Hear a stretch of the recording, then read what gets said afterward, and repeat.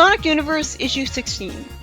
We start out with Con being rightfully furious with Espio after he betrayed them, while Sonic instantly forgives him, with Con lampshading how he's acting.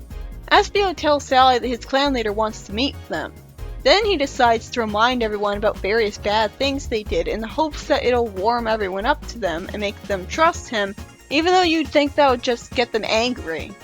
First, Espio shames Sonic by simply saying, "the sneak," and the exceedingly unhelpful text blurb just points us to issue 97, with Sonic's dialogue giving no hint as to what he's talking about. Great, now I had to look it up. Wait, he's talking about that time when he dressed up as a ninja from Sandblast City to rescue Jeffrey? How the hell is that an evil deed he should be ashamed of? And why is he saying that was just for laughs? He did it to keep being a hero when he wasn't allowed to leave Knothole. And Sonic naturally lampshades how the hell Espio could have possibly known about this. So this is terribly written on two levels. One, the fact that he even knows about the snake despite not being involved in the mission at all is a giant plot hole, making this very forced. He could have mentioned something else. Two, it would have been better if he pointed out something Sonic was genuinely ashamed of, like destroying the Sandblast City's force field, which is so close because the sneak was supposedly from there. Or even better, he could have revealed something we don't know about yet. Tails, for some reason, says that he hasn't been a freedom fighter for very long, even though he's been one for literally his entire life. Another instance of bad writing coming up as Espio somehow knows about Tails' terribly drawn comic of himself from the Tails miniseries. Granted, this is slightly less bullshit than him knowing about Sonic's secret identity without Sonic telling him. I guess Sonic told his parents and Espio happened to be listening in at that exact moment. Espio could have heard about the Tails comic from one of Tails' friends who found it, or found it himself, but even then, that's stretching it. The only reason he said this was the meta reason of Ian Flynn wanted to trash a comic with such bad art. Then he says that Sally's ashamed of the location of her royal birthmark, and at the very least he bothers to explain this, since he says that when Elias came back, he had to verify that he was the real deal. So I guess he just assumed that Sally had the same birthmark in the same place. Why would he think that he needs to check to see if she has the birthmark? It's not like he was paranoid that she wasn't the real princess. He had to check Elias, but that shouldn't mean that he should check Sally. Then Espio reveals that there are others like Con, and Con is naturally confused by this forever dangling plot thread, since he was the only one that Robotnik managed to turn cyborg and not kill in the process. I don't understand why Espio thinks this is dirt on him, especially since he didn't even know about this. This other Con thing comes out of nowhere, they'd better follow up on it. Obviously the Legionnaires are cyborgs like Con too, but Con can shoot lightning and fly on a storm cloud, and literally no other cyborg that we'll ever see can do that. The fact that Sonic interrupts Con just makes me angry because for all we know, we would have gotten an explanation if it weren't for him. Instead, we never get anything. This whole thing is so dumb because he was on Angel Island. He was stuck on Angel Island without a warp ring during that whole time. How would he be able to constantly spy on and stalk the freedom fighters? People who have nothing to do with, say, Knuckles and his friends. Why would he collect information on them? Is he just a stalker with no respect for privacy whatsoever in general? Not just for... Why? Why would he know any of this? Espio explains that information is everything in his clan, and he has left himself entirely prone to them, despite only revealing dirt on them and not on himself. He doesn't say anything embarrassing about himself, and he says that he knows these things just from doing his job. Sneaking around being invisible? So he's a stalker? I wouldn't be comfortable in the Chameleon Town at all then, considering that in a town where everyone can go invisible, very few people would resist the opportunity to abuse that power in the worst of ways. They pretty much have to have locks on every bathroom. Sally reluctantly agrees to wear the blindfold and follow Espio's lead. He brings them to somewhere else, saying arbitrarily that they have to go through a dangerous place to get to his leader, and abandons them just like that. What if they all died because he did that? Tails gets prevented from flying into what Con reveals to be a hidden trap with his electricity. That's a creative way to use his electricity powers.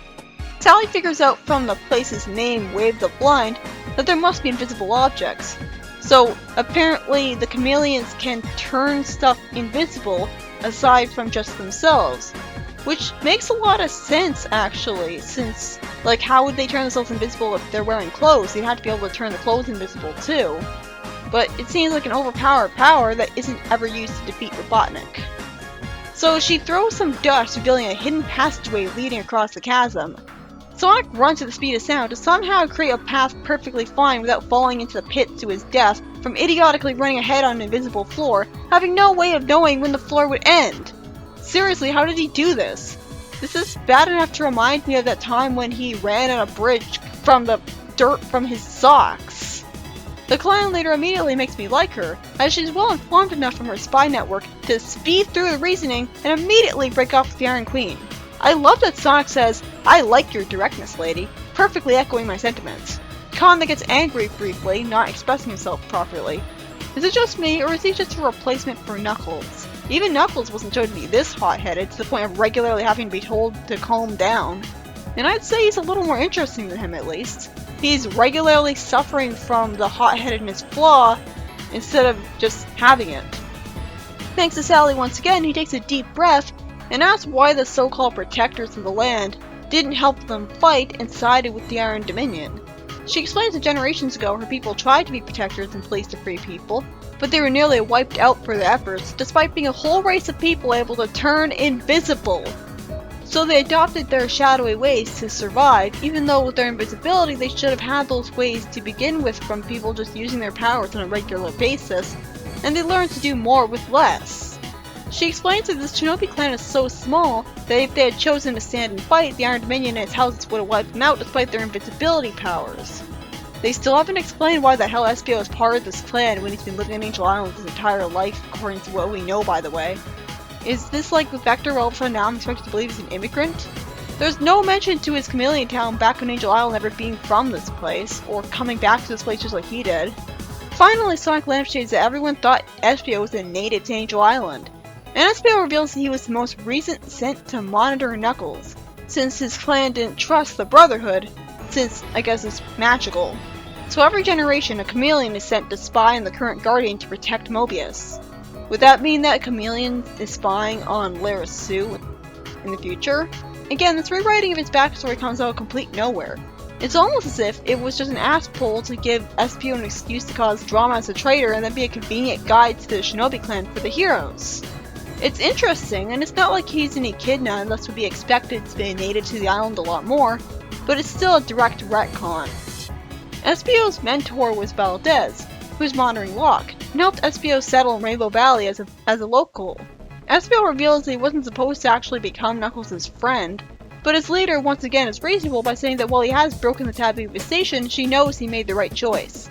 I can understand why it would be taboo, because what if a ninja got way too close to the Guardian and thus became very reluctant to act against him, or go into denial if he acted out? That would defeat the whole purpose of having him spy on him. Also, Espio, his whole point is to keep tabs on the Guardian, keep him from doing bad things, or terrible things, or things with terrible consequences. So, nice job preventing the Enerjack incident, by the way. Espio is ecstatic at being allowed to go back to Knuckles, and almost calls his leader Mom, before hastily calling her master instead. If she's his mom, why is she so obsessed with formalities that she'd refuse to let him call her that in front of his friends? If she isn't his mom, then he clearly thinks of her that way regardless. I still don't think it was okay for him to abandon his friends like that, especially without explaining anything to them, clan or not. It was obvious who was better to stay loyal to. She tells him that before he goes, he has to retrieve the mystical fan of Fen and bring it to the Nanite City, because his friends will need its power. Sonic high-fives him, lampshading like a great audience surrogate that he is way behind on his heroism quota. And Kon is told that the Shinobi clan will ensure a safe departure from the Dragon Kingdom for them. Then Sonic is told that of course the leader has guards with her, just as invisible. He's not thinking with invisibility. Naturally, he doesn't have it anymore. The story ends with Sonic saying his stupid forced catchphrase that makes less juice look good, and going home with his friends to the Nanite City.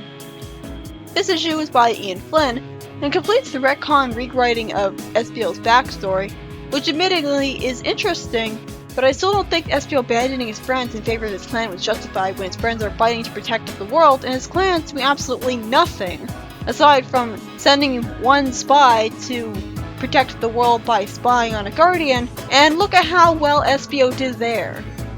The Chaos Knuckles stuff happened, and the Interjack stuff happened. SPO being a spy on Knuckles was a wonderful use of his invisibility and ninjaness, but him not being a native to Rainbow Valley came out of nowhere, all for the sake of this one issue happening. And I have a really hard time buying that the chameleons could have almost been wiped out when they have the power to turn invisible at will. I love them being a tribe of spies, since that's what people would do with invisibility and all. I hope there's an incredibly steep punishment to a chameleon abusing his invisibility to sneak into the ladies' bathroom or something. Because a race full of people able to do that sounds like a disaster. But it's a cool concept that every Guardian has had a chameleon spying on them just in case. I have to wonder how they first heard about the Guardians and how they got to the island so easily, though. For hundreds of years. Did the chameleons have planes to get to Angel Island or something? Can they all secretly fly? Next up is issue 210.